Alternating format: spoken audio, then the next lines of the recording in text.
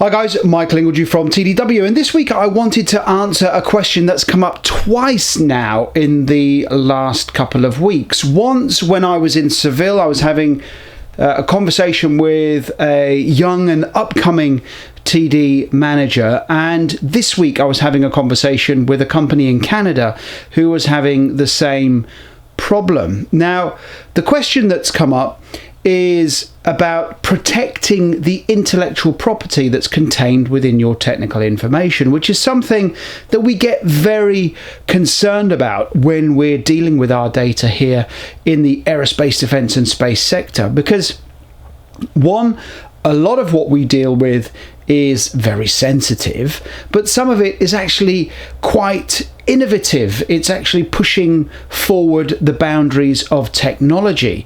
So the problem that we have is that once we release information, we actually pretty much lose control of it. We like to think that we are in control of the maintenance cycle of that data.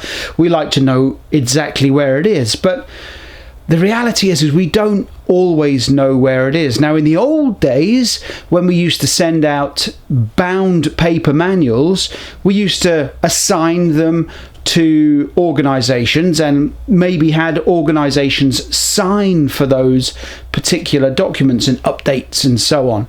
That doesn't really happen anymore because the way that we deploy data has changed. We are freely creating things like PDFs.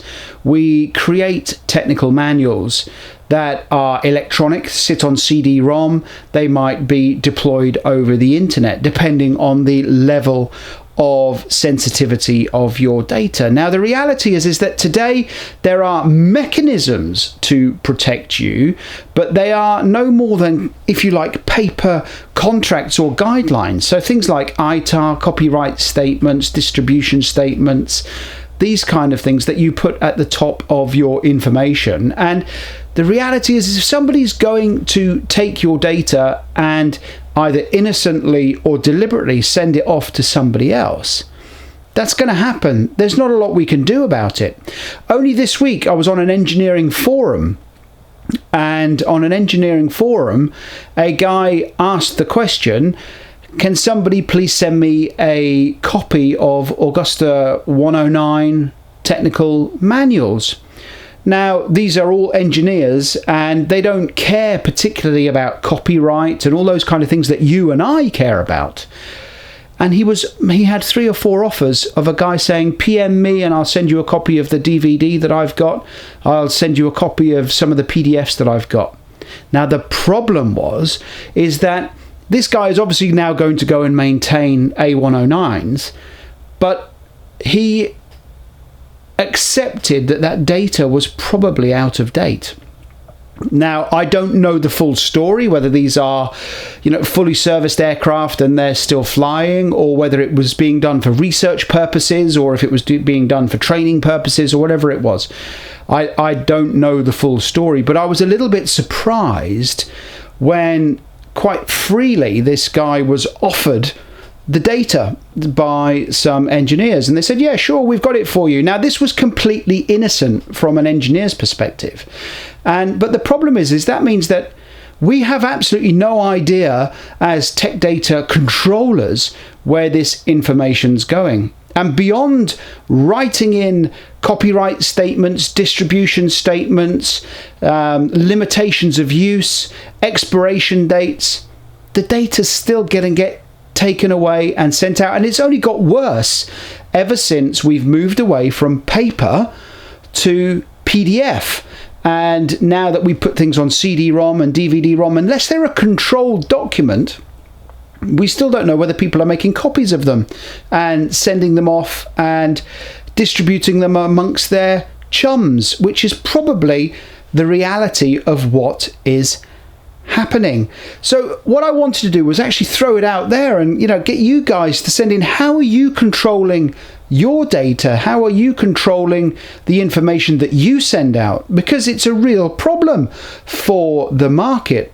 It is a problem from a control and management perspective, and it obviously introduces lots of health and safety issues if we are having data out there which is completely out of sync with what the data should represent and must represent when we are in our organization. Now, at TDW-Live next week, which we're in the throes of preparing for, we've got all the delegate packs ready.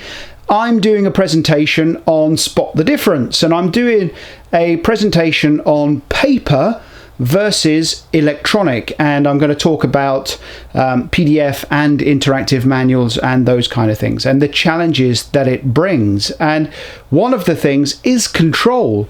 We used to be able to assign documents, have organizations sign for them, and they were controlled documents. But now electronic and copy and paste exists, and screen grabs exist, and people, if they want to take data, will take it. And we have to come up with new strategies on how we can control the distribution and the copying, or the uncontrolled copying of our information. Not necessarily because we are wanting to hold it like it's our baby, but because it's a safety issue. It's a safety issue if we are sending out data which is then freely copied and distributed to guys that A, may not be entitled to use it, or B, unqualified to use it, or C, we just don't want them to have it. They might be a competitor, they might be whatever. So anyway, I thought you might find that interesting. I'd be interested to hear if you guys have the same or similar problem, but I'd also be interested to hear how you guys are controlling your data, especially if you're deploying PDFs, if you're deploying interactive manuals. How are you stopping and precluding beyond trying to put in things like passwords in PDFs, because they can be easily got past with any third-party piece of software, that certainly if you know what you're doing. But I thought you'd find that interesting. It's an interesting question that's come up now a couple of times here with me, and it's something that I'm putting a little bit of thought into. But if you're at the conference next week, we'll talk a little bit about it as well, when we start talking about Spot the Difference between paper and electronic, and the strategies that you have to have in place from paper to electronic. Anyway, I thought that was interesting. I wanted to get something up online because I was conscious that we've got the conference next week, which means that we probably won't get a great deal done.